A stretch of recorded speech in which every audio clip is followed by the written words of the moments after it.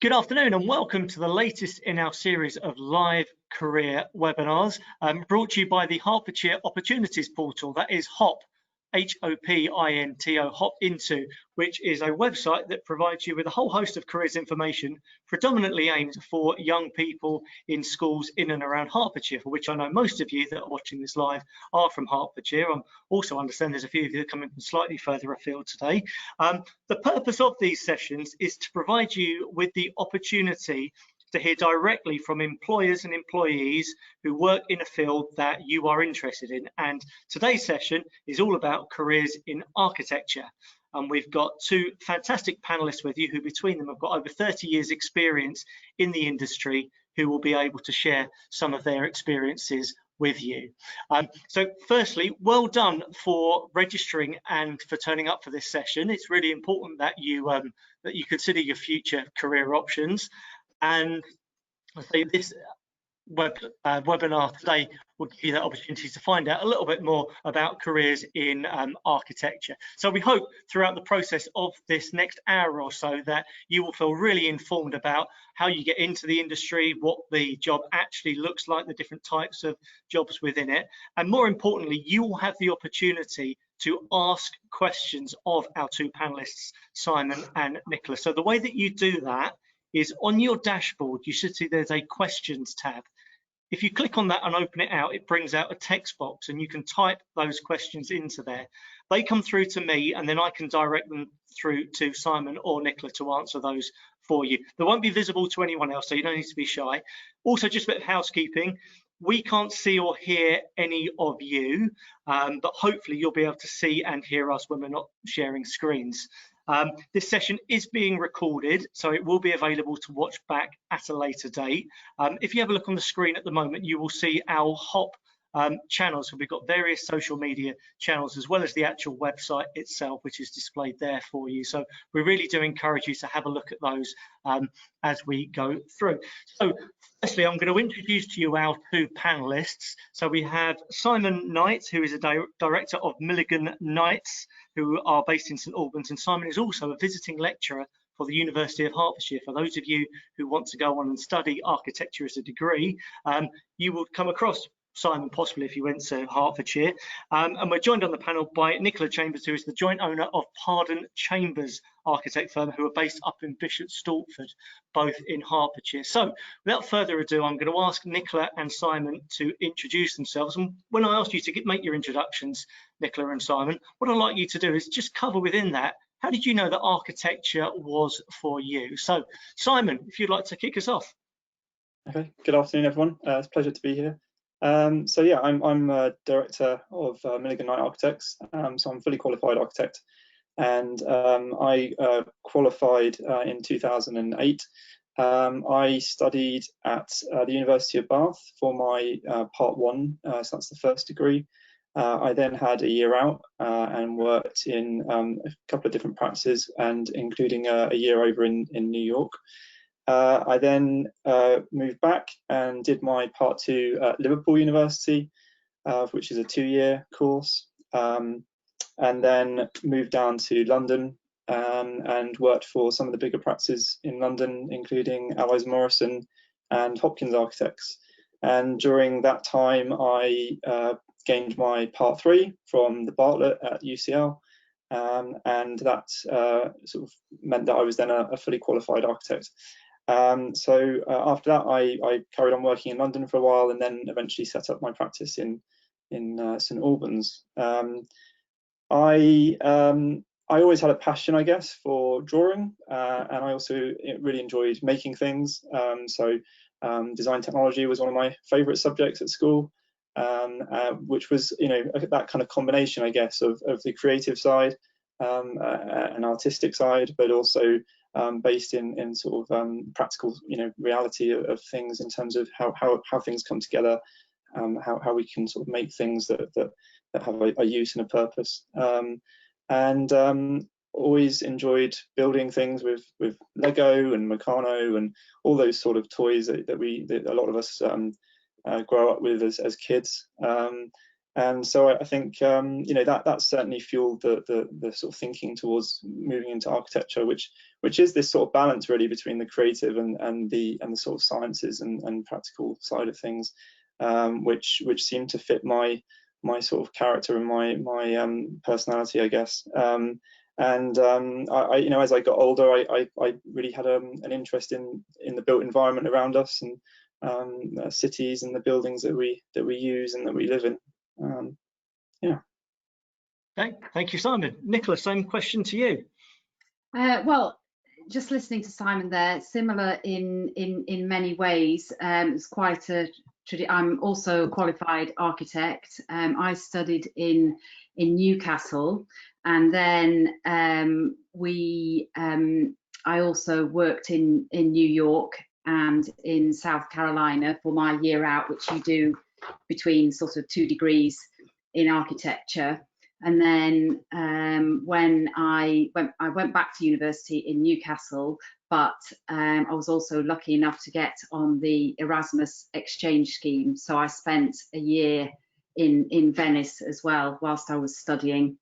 And then like Simon, I also moved to London to work for various practices for sort of many years before eventually moving out to Hertfordshire about 10 years ago, and setting up Bennetts Chambers about 5 years ago.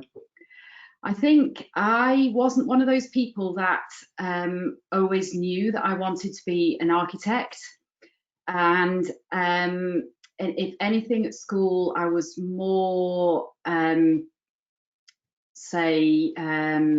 more towards the sort of science side of things.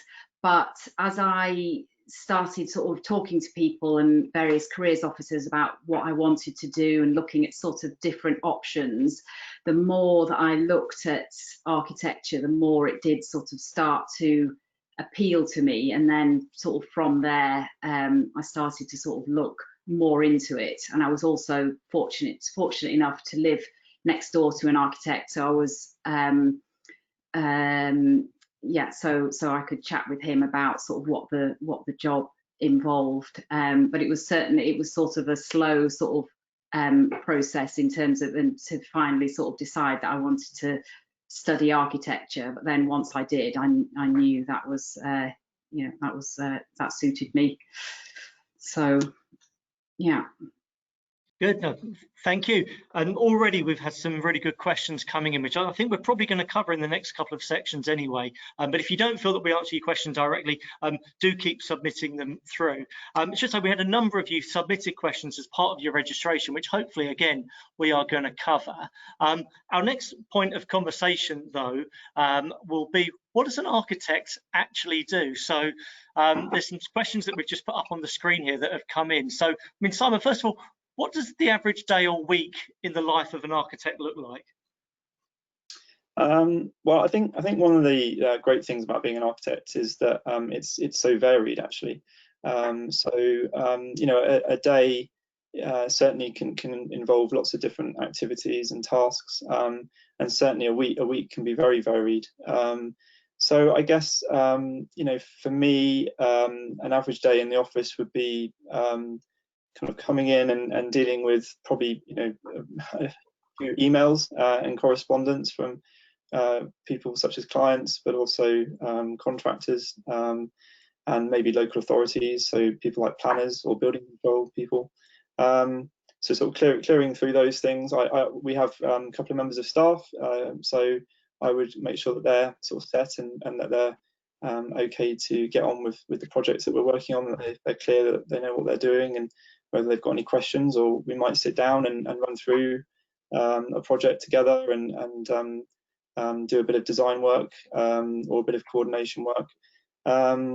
There's obviously phone calls during the day, talking with clients, talking with builders on site, maybe talking with suppliers of materials. So you know, you have to engage with quite a wide range of people certainly during a week.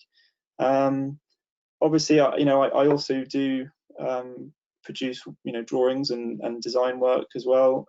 So that's the sort of fun part for me, but it's not not always the huge majority of the day, unfortunately, at this point. But I like to carve out that time, and so there will be drawing and there'll be sketching time as well. Yeah, time for some lunch every now and again. Nicola, generally speaking, what are the most enjoyable aspects of the job? I think as Simon said, the variety is great, really, in that every project is different, whether it's a different site, a different type of building, or a different client, etc. So there's always something new to kind of learn and find out about, and that's sort of one of my favourite parts of the job, that sort of learning and research side of it, but also the problem solving, and each job has its own opportunities and also constraints and challenges, whether that's the site might be particularly challenging, or the budget is not, say, what you might hope, and it's how you look at those range of problems that need to be solved to deliver a building. How can you put all those together and solve all the various issues to then get a successful building project out of it. So I like the variety and the problem solving and the sort of challenging aspects to it. Yeah, okay. Well, and that's a flip question, Nicola. What are the most challenging aspects of the job that perhaps people wouldn't realise are part of the role of becoming an architect? I mean, it's hard work. There's no sort of getting away from that. There's a lot of, when you're studying, I think it's more demanding than some courses, and certainly, obviously, it depends to an extent, sort of where you work and the kind of work that you're doing. But it's quite it is quite a demanding job. But so it depends, I guess, if you're sort of driven by that, that sort of aspect of it. For me, that's kind of part of the challenge. Yeah, and you meet a variety of people, and not everybody's, some personalities are more challenging than others. So, yeah. Yeah. Okay. Simon, what sort of projects are you working on at the moment? Is there a particular specialism that you're working on? So I guess that for me, which is kind of what Nicola was saying as well, is part of the enjoyment for me, is that there is such a variety of projects that you can be working on, and every project brings something new. So within our office, we're predominantly working on residential work. But that can be, someone's kitchen extension on the back of their house, or a remodel of the sort of interior, or it could be, a completely new one-off house. So we have a couple of those in the office. But then we've also got some property developer clients where we're working on sort of slightly larger schemes, where we're, looking at maybe 15 flats in a new building. We also work with local authorities on some public sector work. So we're doing 2 community centres in Hertfordshire for different councils. And then we're also doing a scout hut, which is quite fun. And we're doing a small bridge as well, actually, in Nicola's neck of the woods. So even within a small practice, there can be quite a variety, which is really fun. And certainly if you worked for some of the bigger practices, like Nicola and I have done in London and other places, that can be even bigger, where you could be working on an airport, or you could be working on a laboratory, or or residential. So yeah. Okay. Nicola, what sort of projects do you work on within your firm? Yeah, it's similar sort of range to Simon. We do quite a bit of residential work, which might include sort of extensions and refurbishment, but also new build houses and listed buildings. We're also working on a couple of local village halls, and community projects are always interesting, because there's generally quite a bit of consultation that goes on with the users of the building and the various people involved, which is always interesting. And we're also doing a bit of commercial work, looking at some fit out projects, and one in particular is where we're looking at how the office can be fitted out as people return to work from COVID, and how the new office is going to sort of respond to the new ways that people want to work, and the fact that they want to work more flexibly. So so there's always that's a sort of new something, a new challenge, which is really interesting.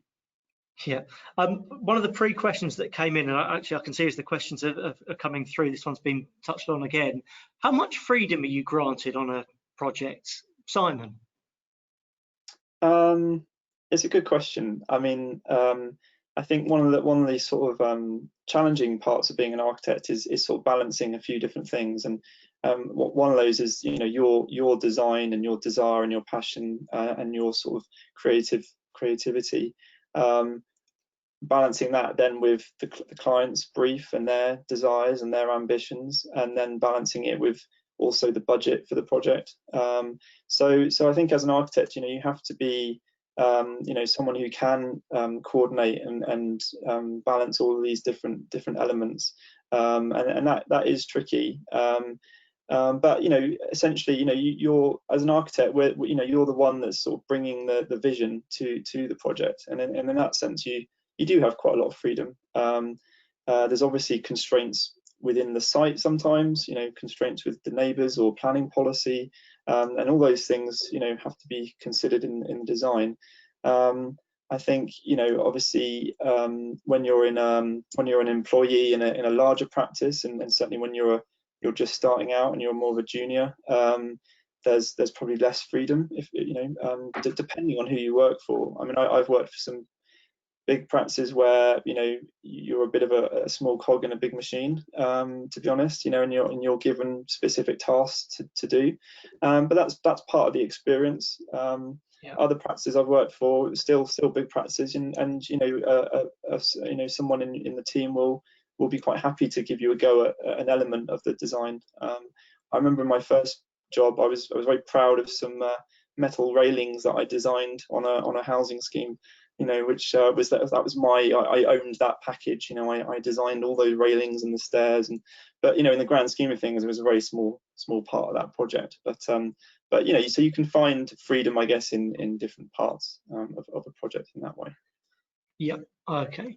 Right. Next section I want to move on to is the one that the majority of the questions coming through are all about, which are subject choices, sorts of skills and qualities that are required within the industry, and perhaps some university choices as well. So, by the way, thanks for all the questions that are coming through. I feel sorry for my colleague who in the background is trying to go through these questions at the moment to work out which ones have been answered directly and which ones we still need to. All the questions that you do submit, we will aim to answer them in the second part of this this webinar after 4 o'clock. But we may well cover some of the answers through conversation anyway. So, well, Nicola, first question for you. Which subjects should they be studying at school or college, specifically around A-level choice? How important is it? Well, I think that people should sort of check the latest criteria, because obviously it's quite a while since I did it, although I think Simon knows more about that than I do, since he's involved with the University of Hertfordshire. But I would say, a balance of science and art subjects, maybe maths or a science, and maybe art or DT, maybe humanities. I mean, I think, like geography or history, a sort of variety across the disciplines. But as I say, you sort of need to check the specific requirements of each university. For sure. Simon, from your perspective, I mean, the people that be watching this live or perhaps be watching it back, may be in year 11 and about to consider which A-levels they should do, or perhaps they're already studying A-levels. Are there any that are absolute prerequisites that really, if you haven't done this subject at GCSE or A-level, kind of you forget about it, or is options open? I think it's quite open. I agree with what Nicola said, really. You know, I think I think you need to check, you know, obviously with if you're looking at a particular university, to check if they do have specific requirements. But usually, you know, they're after a bit of a mix, bit of a balance, you know, between the arts, sciences, humanities, because that's what architecture is. You know, it is that kind of mix of subjects in a way. I think most universities would be looking for some sort of art-based subject, preferably. But again, I know that some don't specify that, and if you haven't done an art or if you haven't done a design subject, they would look for you to produce a portfolio of work to show an interview potentially, and that can just be a portfolio of drawings that you've done in your spare time, or design work that you may have done in your spare time, or you know, in extracurricular sort of activities such as life drawing or photography. So there are ways around it. So I think it's a fairly free sort of range of subjects, but I think, you know, yeah, as Nicola said, a mix of art and science is probably quite good. Okay, well, Simon, I'll throw this question to you. How essential is it to go to university and get a degree? Are there other opportunities or other entry routes into the industry, you know, such as apprenticeships, for example? Sure. Well, I mean, traditionally it was just university, but actually in more recent years, there has been an apprenticeship scheme. I think at the end of this presentation that you know, you're going to put some website links up, and one of those is for a page on the RIBA website for apprenticeships. So there's an apprenticeship level 6 and there's an apprenticeship level 7. And they cover the sort of traditional part 1, 2 and 3 that you usually would do at university.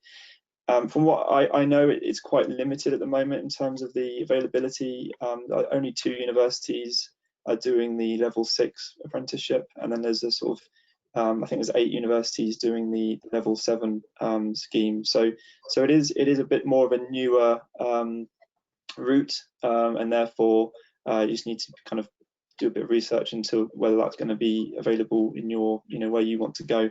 But yeah, the usual route has been university, and you know, doing the part 1, 2 and 3 in that. Sure. Okay, Simon, I should just have given you permission to share your screen with that slide on. Perhaps just whilst you're getting that ready, Nicola, if I could ask you the question, forgetting perhaps qualifications for a moment, what are the sorts of skills and qualities that an architect would have? So what are those softer skills that people could be developing? Well, I think you have to be a people person and an inquisitive person and interested in people and the environment around you. Is one of the things. You have to be able to get on with a wide sort of variety of people and to be able to talk to different kinds of people from different backgrounds. You know, because the projects and the work is so varied that you will meet a lot of different people. So yeah, I would say people skills is quite kind of high up there on the list. Patience and tenacity as well. Yeah, sure. Simon, are you able to share your screen? Yeah, is it showing now, or? It often takes a second or so just to come through.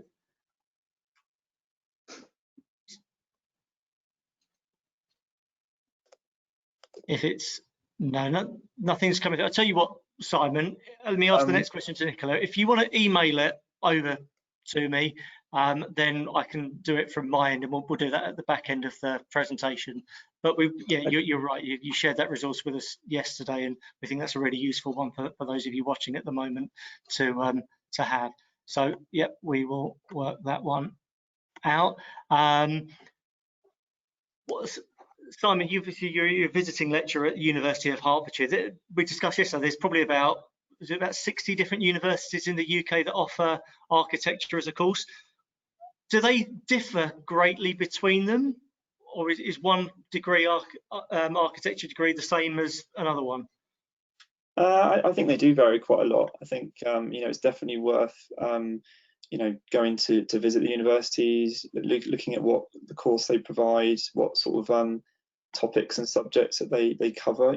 There's some universities that are definitely more sort of stronger on the sort of construction and sort of the sort of technical side of things, and then there'll be other universities that are a little bit more artistic and conceptual in their approach to design and the sort of design briefs that they give out. There are I think about 60, as you say, that are sort of validated by the ARB, which is the Architects Registration Board, and so you need to make sure that at a minimum that you're going to one of those universities. The RIBA, Royal Institute of British Architects, also validate architectural schools, and they've validated 50 of those schools, so the majority of them. If you do want to become a chartered architect, so you can become a qualified registered architect with the ARB, but then if you want to become a member of the professional body, which is the RIBA, then you would need to have gone to RIBA validated courses. So it's just something to be aware of when you're sort of choosing courses, and certainly as you go down the line towards qualification. So there's a real variety out there, and lots of exciting courses. Most of them are of a similar length in terms of the degree. But there are some that offer differences there as well. So, but there is what I wanted to share was there is a useful document on the RIBA website called Think Architecture, and I know we're going to provide the link for that at the end as well. But it's worth having a look at, and it essentially outlines the route to qualification, and that is what I've sort of been talking about or hinted at, which is that there are these 3 parts. So you start with RIBA Part 1, which is the first degree, and that's usually 3 years. Sometimes universities have a 4-year course, but it's usually 3 years. You then have a year out in practice to get practical experience within an office, and a lot of offices will provide that opportunity, because as architects we've all been there, and we've all had that experience and valued that. So that's your year out. Then you go back to university and you do Part 2, which is a postgraduate course, and that's usually a 2-year course full time. And once you finish that, you then go back into practice, and you have to do another 12 months of experience within an office. And after you've logged that time, you can then sit the Part 3 exams, which again will be associated with a university. So essentially you've got those 3 parts of education, and sandwiched between that you've got 24 months of practical experience, which you have to log and record. And it can be done in sort of different ways, and you can obviously spend more time in practice if you wanted to between the degrees, but that's the sort of the minimum route if you're going down the university path.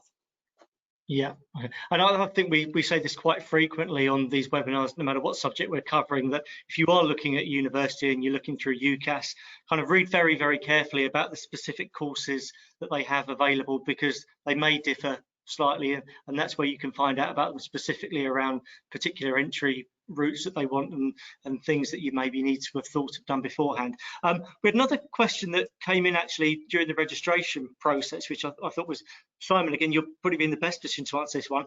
How can I impress during my application and interview?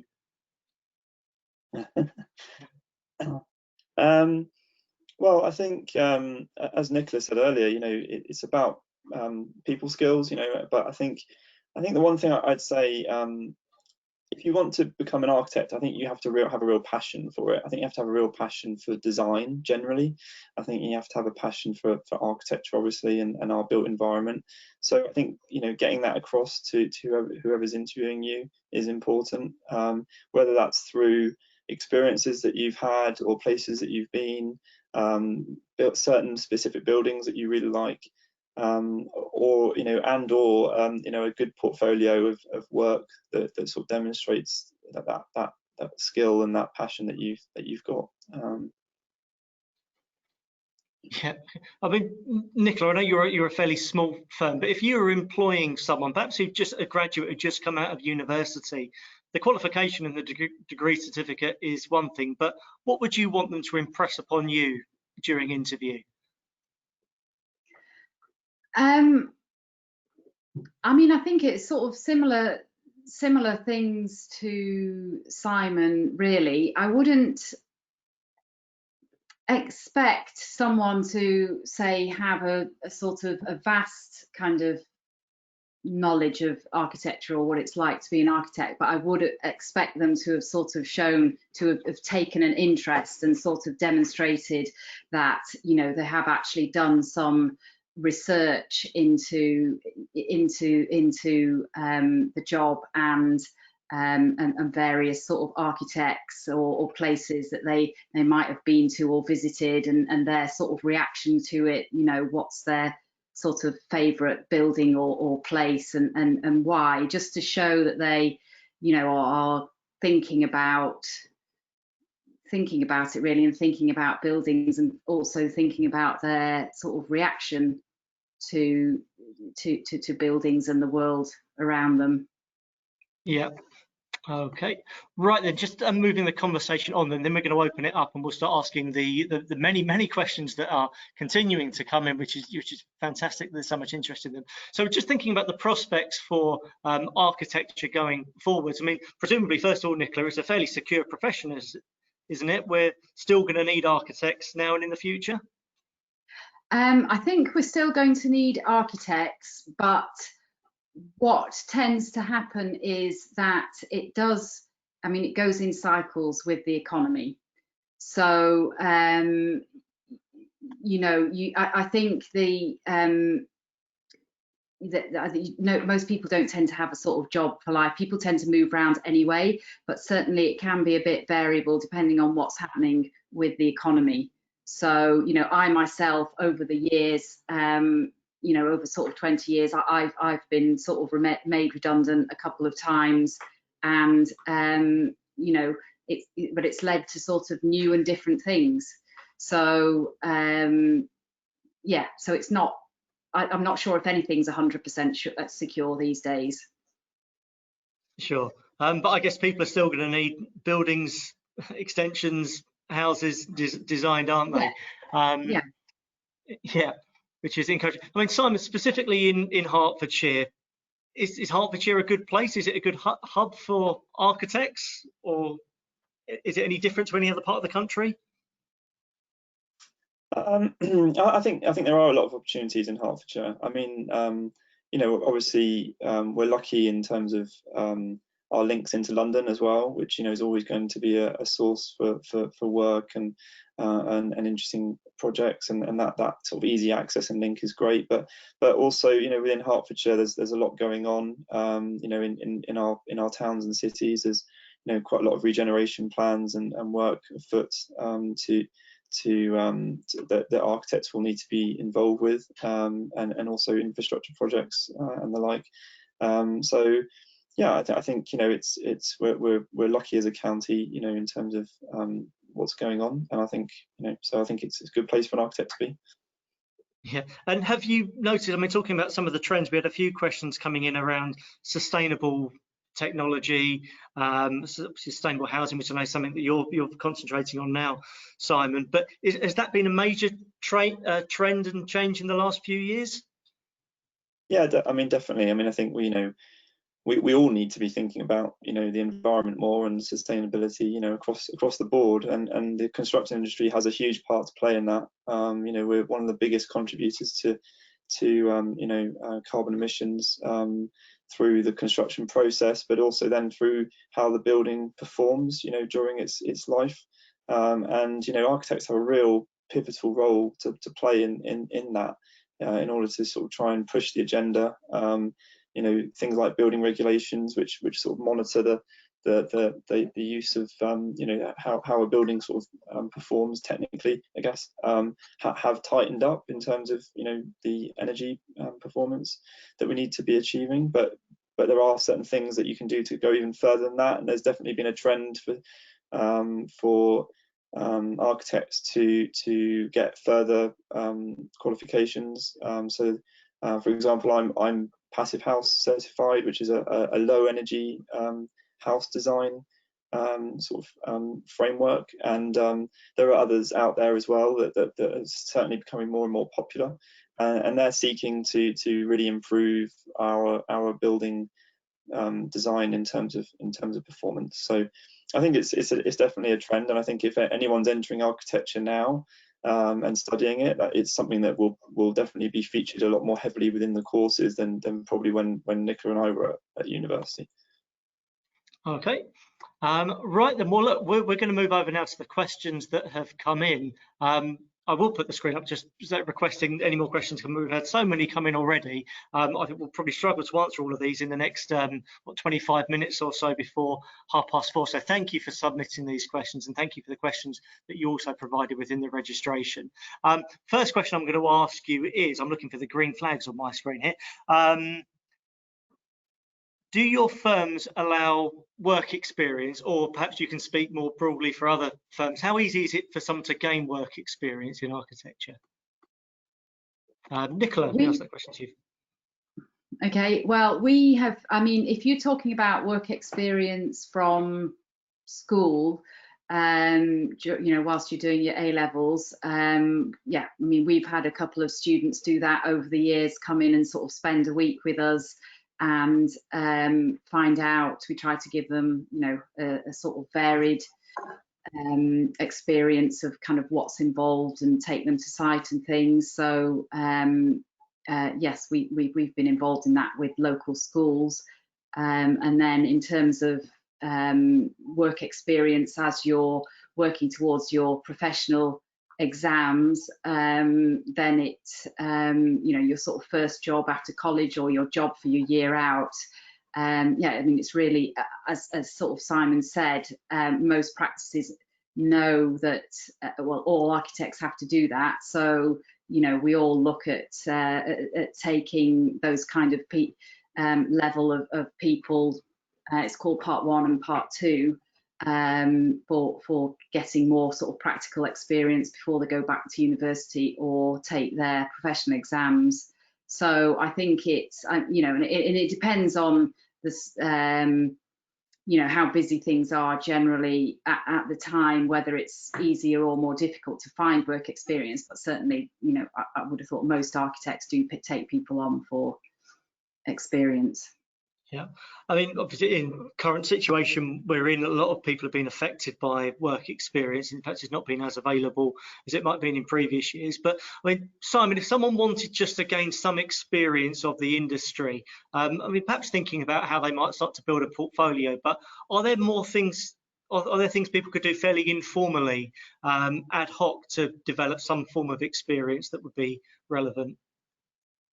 Yeah, I mean, it's obviously challenging at the moment, you know, with the various lockdowns and, you know, not being able to have those experiences. I mean, I guess sort of, you know, I mean, there are things that you can be doing. I mean, the RIBA actually have a sort of a catalogue of projects that they've sort of published that are, you know, that you can sort of tackle yourself, you know, at home.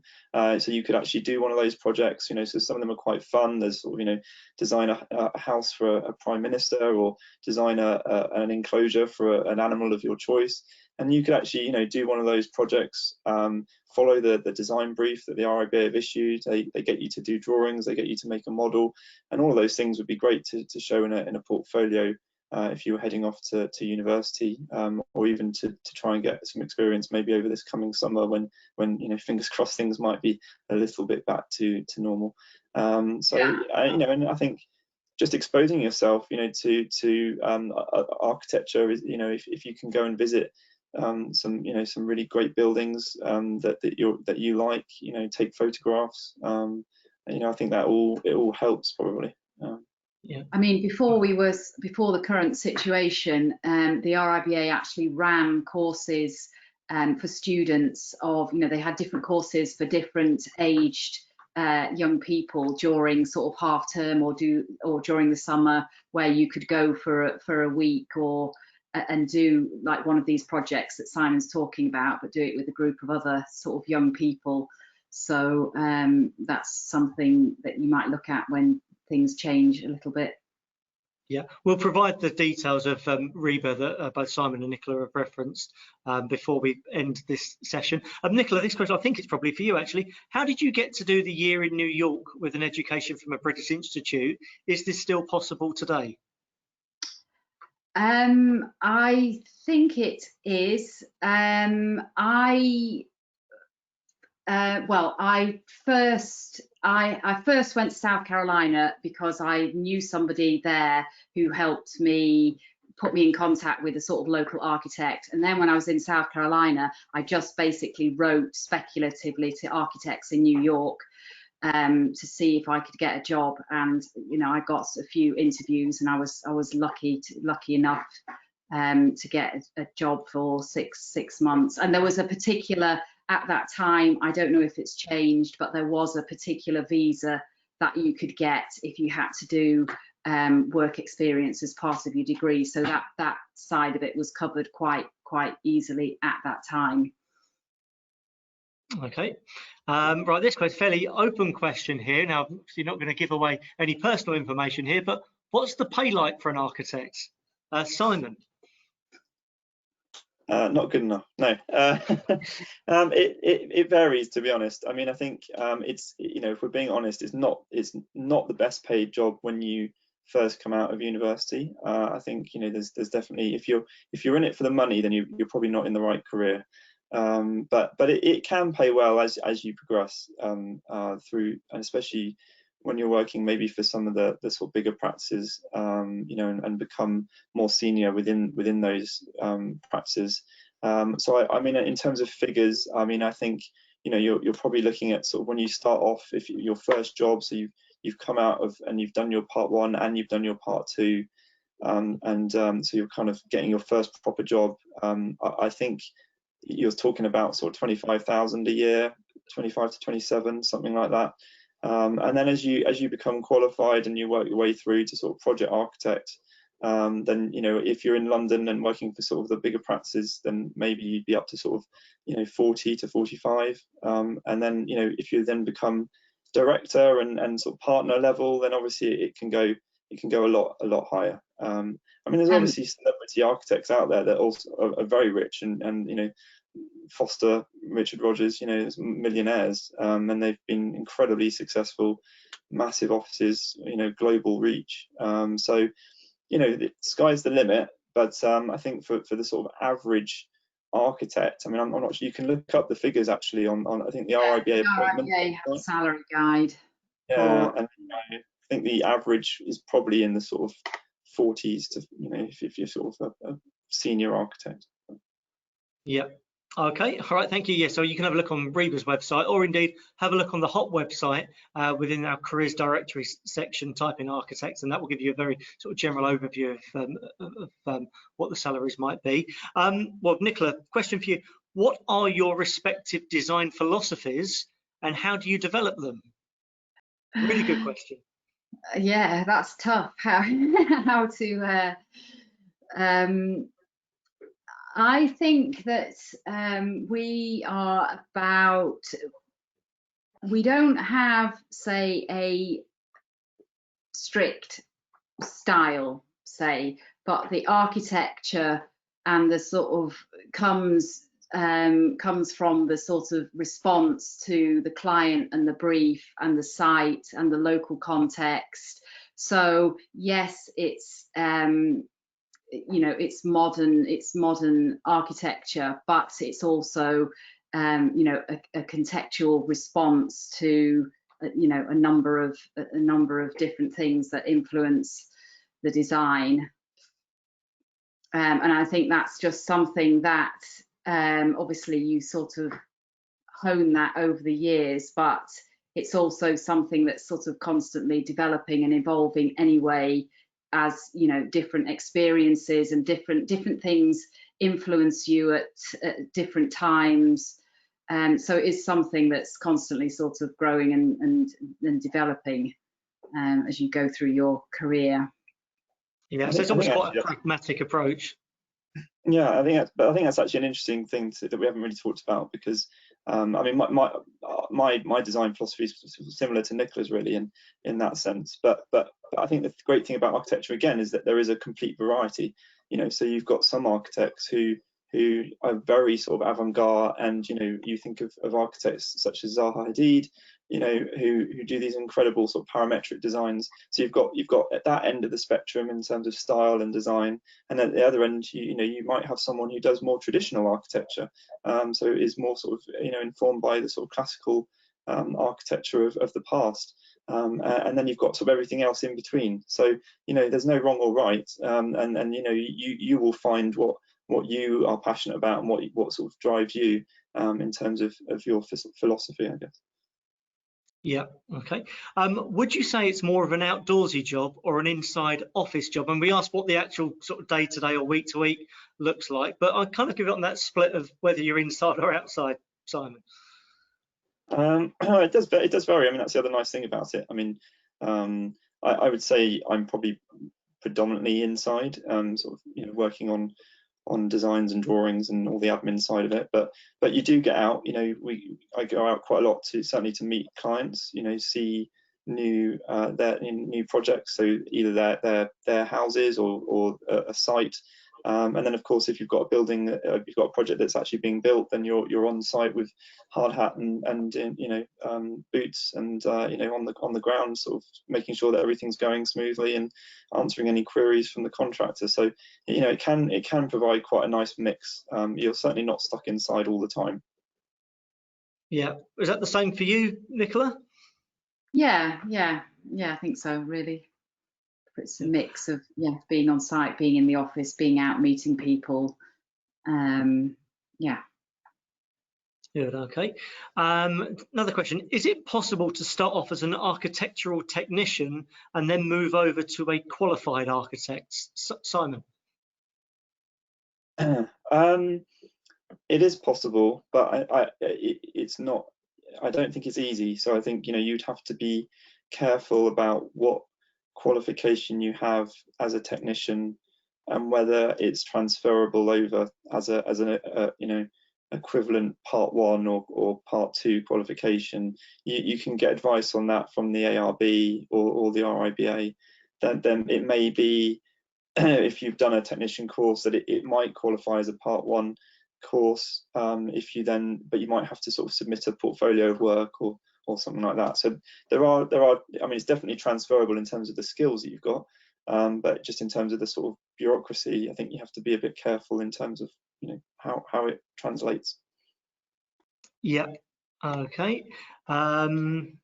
This is, well, Simon, you kind of addressed this one, but let me ask it specifically. Did you gain all 3 parts of the RIBA qualification in the expected 7 years? And if you did, would you recommend taking this pathway? I did do it within the 7 years, but I was actually very fortunate because well, actually I did it within 8 years, because I just complicate things, but University of Bath actually have a 4-year degree, part 1 course, so it was slightly longer, but I did do it sort of, you know, consecutively. And but I was lucky because when I joined my first job, I was put onto a project that was heading to site, and quickly got site experience, which is sort of what you need to complete the part 3 course. And so I sort of took advantage of that and really just sort of got on with it. But I mean, I didn't. I'm happy with where I got to, but I mean, I think, you know, it's a long course, so I think it's great. I don't know, but some people would take more time over it, and I think that there's nothing wrong with that either. And gaining experience in practice is invaluable, and I think the more you get of that, the better. Yeah, I mean, I took longer. It took me 10 years to qualify and get my part 3 exams. That was partly because after I'd worked in America, I had a year out traveling before I went back to college. And then when I'd finished the second degree, I worked for 2 or 3 years before I took the final exam. So it didn't. So I was for those. Of those 10 years, I was working in some form or another for sort of 4 or 5 of them, and studying for 4 or 5. So it wasn't, you know, so I was obviously earning an income and doing other things. It wasn't just 10 years of study. You know, you're working and earning, and then I took my professional exams. Yeah. Okay. Would you say it's important for an architect to be very good at art? So, I mean, someone like me who can barely draw a straight line with a ruler, is that me ruled out, or you know, how intricate do your art skills, technical art skills, need to be, Simon? I don't know. I don't think you need to be overly artistic, but I think you know, architecture is about communication, really, and I think you have to be able to communicate your ideas. And the best way of doing that with architecture is to be able to draw. And so even though we use a lot of computer software these days to do all of our drawings, there is still the need to actually sketch something out in order to, whether you're communicating that to a client or a planner or even just a colleague. I think it is good if you can draw by hand. But as I've said before, like, I don't think you necessarily need to be incredibly artistic if that's not your strength, because architecture is this sort of, you know, balance of creativity and practicality. Okay, thank you.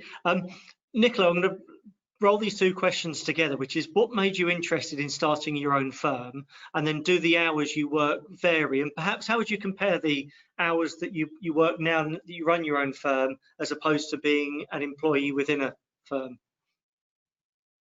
I think for me, really, it was about, ultimately, I mean, it started off as being around flexibility and sort of having a family and wanting kind of flexibility around work and being sort of in charge of my own kind of time, as it were. So you know, when I started working for myself, I just worked for myself on my own for quite a while with a young family, and that was one of the good things about being an architect, that it did allow me to do that and to just, you know, work for myself from home.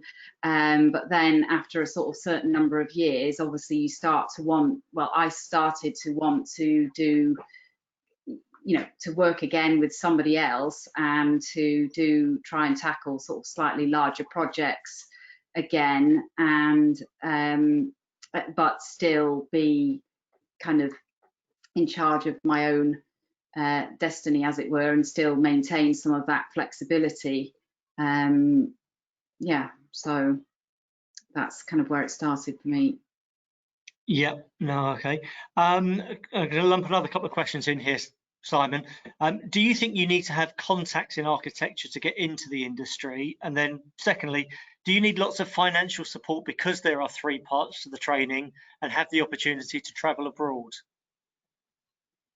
Okay. Well, I didn't have any contacts within the architectural world. I mean, my parents weren't in it, and none of my family were. So I don't think that's an obstacle. You know, I started off not really knowing what it was all about. I mean, I did spend a week in an office when I was I think I was 15, which was really invaluable just to get a feel for the office and what they were doing, and then headed off to university. So no, I don't think that's an obstacle. Sorry, what was the second part of the? The second part was the financial support that you might need to do a 3-part degree and potentially international travel as well. Yeah, I mean, unfortunately, you know, university tuition fees have gone up dramatically even since when I was at university. So, but you know, it is costly, obviously, because it's a long course. and you know, I've got student debt still, that you know, and I wasn't in a position where I could sort of just pay for it all. So you know, but I decided to take the student loans on, and I'm, you know, I don't have any regrets in terms of I love my, you know, I love the career that I've got, but it is I know it's a consideration, especially as I say with tuition fees having gone up, and you know, I guess that's maybe where the apprenticeship schemes, you know, could be interesting to look at, which is this sort of, you know, as I say, fairly new route in. I mean, in terms of travel, you know, you don't have to travel abroad, you know, as part of becoming qualified. I mean, it's something that obviously Nicola and I decided we wanted to do, but you know, the practice that the experience that you need, it can be you know, UK based, and so you know, you don't have to add that expense into the mix if you don't need to. No, okay. I think also you can, I mean, you can also study part-time. We had a lady that worked for us last year who was studying for her part 2, so she basically worked for us full-time and had certain days off to go to college, and sort of studied in her free time as well. So that enabled, obviously she gets an income from working, but then was studying as well, so it wasn't just you know, studying full time. Yeah, and that has the benefit of getting more and more experience, you know, as you're learning. Yeah, and also working. When I was traveling, I was working as well, so I was kind of sustaining that by earning money, and you know, sort of paying for myself, and then sort of working more to do a bit of traveling and stuff. So in that sense, I wasn't taking out loans to travel. yeah. Okay, right, I'm going to just do a couple more questions. There's so many more questions that have come in, so probably what I'm going to suggest we do is any questions that we can't answer, that haven't been covered, I might see if we can cover them in email, and then we'll put a document together that we can either attach to the YouTube video when it goes out, just so we can try and get them. So a couple that's come in. For sixth form, I've chosen music, design products and economics. Do you think that these will help me go towards architecture? What do you think, Simon?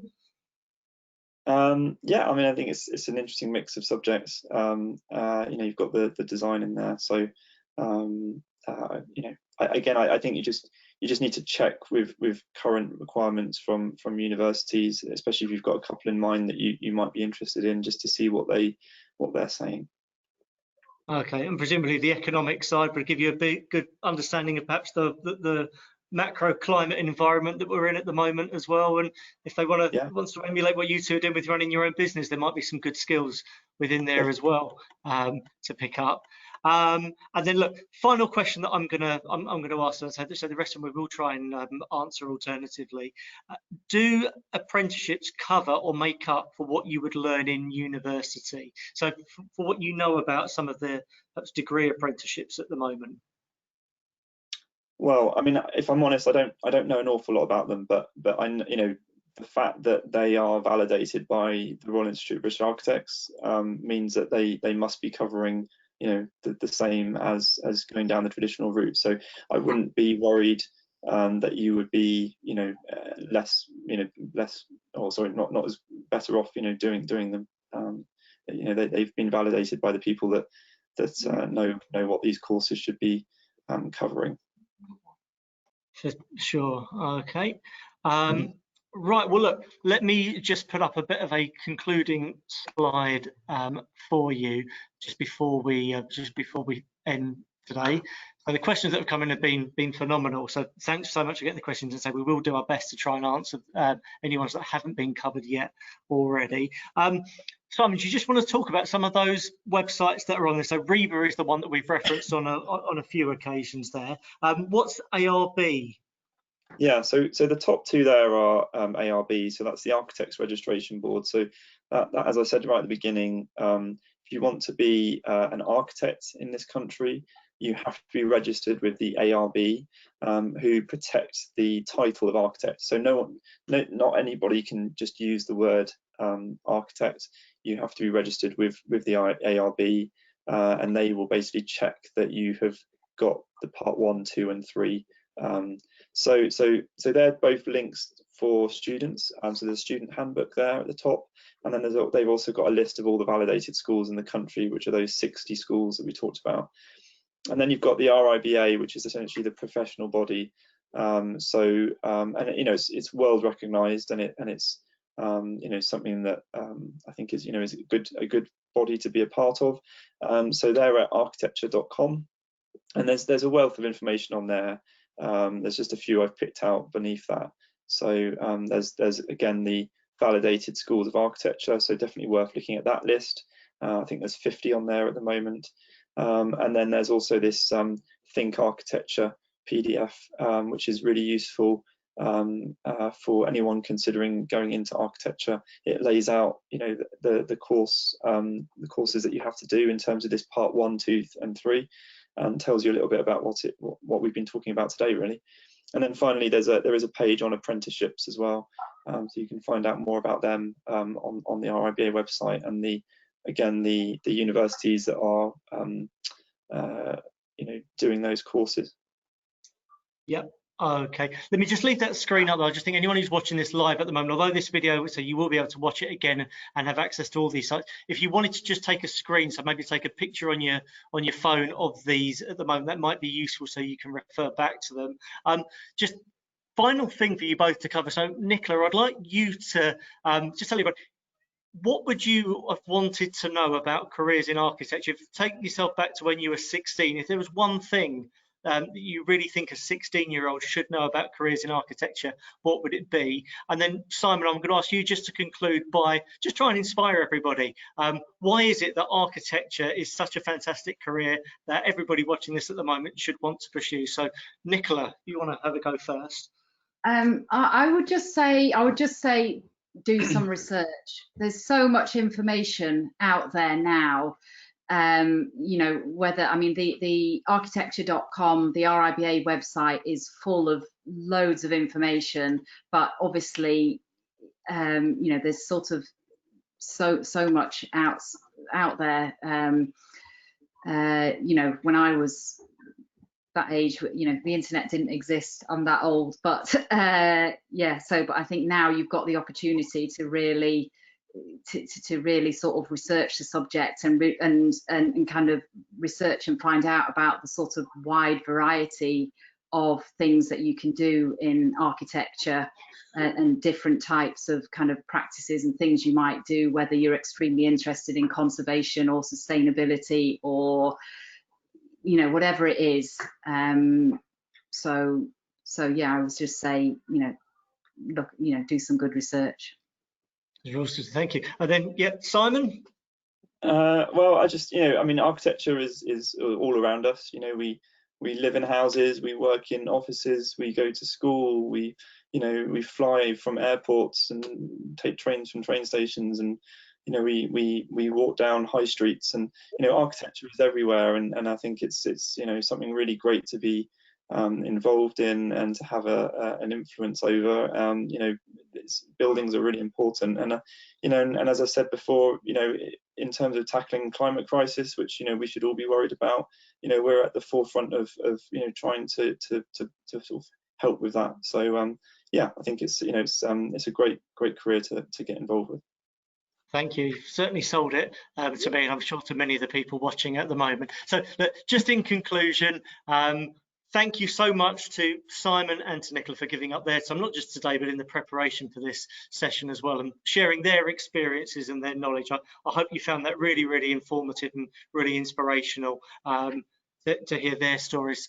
Just to let you know that, as I've mentioned, this our website, HOP, do have a look at it. It will contain lots of very, very good information about careers in Hertfordshire and further afield at the moment. The screen you've got in front at the moment, if you were to take a picture of that QR code, that would take you straight through to our page on HOP, where this video and all the other videos that we've recorded, you may find there are other careers that you'd be interested in, and you might want to look back at the videos on those. Do have a look at our website, do have a look at some of those social media channels as well that you've got in our screen. Finally, just thanks so much to all of you guys who have given up your time. Appreciate you've either been at school studying lessons virtually today, So thank you for giving up your time to take part in those ones, and all the very, very best in your future careers, hopefully for many of you in the careers of architecture. So have a very good evening and look forward to hearing more about how you get on. Good luck. Thank you. Thanks.